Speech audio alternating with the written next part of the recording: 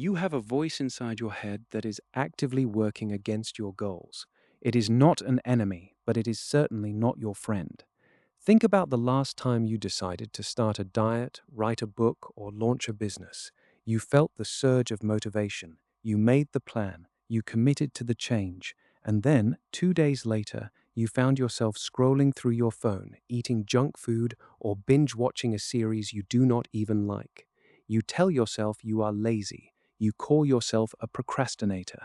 But you are wrong. You are not lazy. You are simply suffering from an evolutionary relic that views your ambition as a threat to your survival. Your brain is designed by evolution, not for success, but for safety. It was forged in the Pleistocene era, roughly 2.5 million years ago.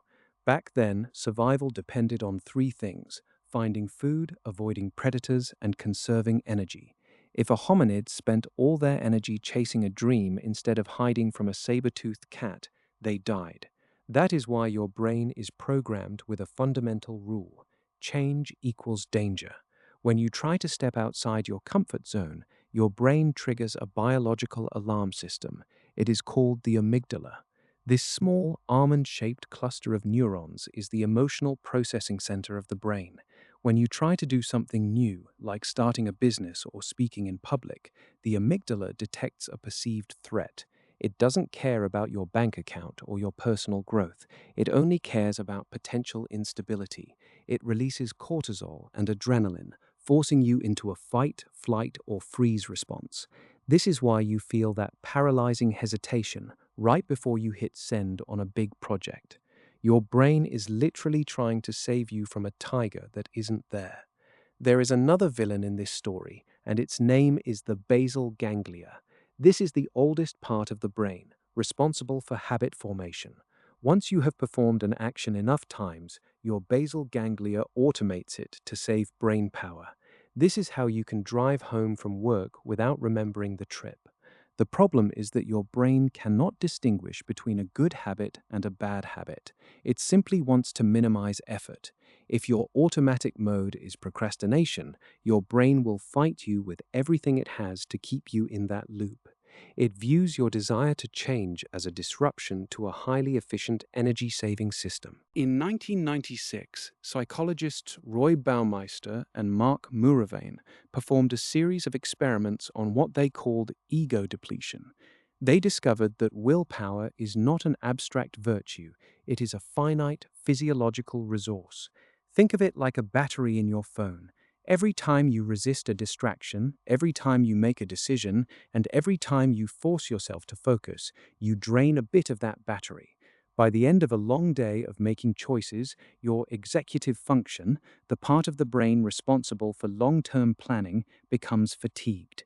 This is exactly why you are disciplined at 9 a.m. but surrender to Netflix at 9 p.m. You aren't weak, you are biologically tapped out. So, how do you beat a system that was wired to stop you? You have to learn to hack your own biology. First, stop relying on willpower.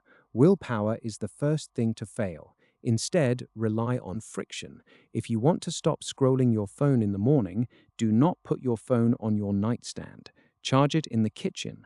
By increasing the physical distance between you and the temptation, you force your brain to engage the prefrontal cortex, the logical brain, before you act. Second, use the 5-second rule. When you have an impulse to act on a goal, you must physically move within 5 seconds. Neuroscientist Antonio Damasio found that the gap between a thought and an action is where the brain's stall mechanism lives. If you hesitate for more than 5 seconds, your brain will analyze the potential risks, trigger your amygdala, and talk you out of it. Third, embrace the concept of microdosing your goals. Your brain is terrified of big, abstract threats. If you tell yourself, "I am going to write a novel," your brain sees a massive, energy-draining project and throws up a roadblock. But if you tell yourself, "I am just going to write 2 sentences," the amygdala remains quiet. It is a tiny, non-threatening request. Once you start, the brain's need for consistency, what psychologists call the Zeigarnik effect, kicks in. Your brain hates unfinished tasks, so it will actually encourage you to keep going once you have made that initial small effort. You are effectively driving a high performance vehicle with the engine of a tractor. Your brain is a survival machine, not a success machine.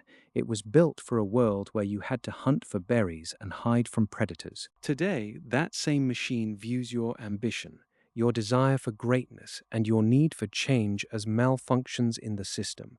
Most people spend their entire lives fighting their brains. They scream at themselves for being lazy. They beat themselves up for failing to keep their resolutions. They treat their biological hardware as a moral failure. But when you understand that your brain is just doing its job, trying to keep you safe, trying to save energy, and trying to stay in the known, the frustration disappears. You can stop being the victim of your own biology. You can start being the engineer of it. The next time you feel that pull toward comfort, that urge to procrastinate, or that sudden wave of fear, recognize it for what it is. It is just your amygdala waving a red flag, trying to protect you from a prehistoric danger that vanished thousands of years ago. Your brain wants to keep you alive, but do you want to do more than just survive? The choice is not between being motivated or lazy. The choice is between letting your ancient impulses drive the car or finally taking the wheel yourself. You have the tools, the knowledge, and the capacity to override the programming. The question is no longer whether you can change. The question is, now that you know the game your brain is playing, are you finally going to stop losing?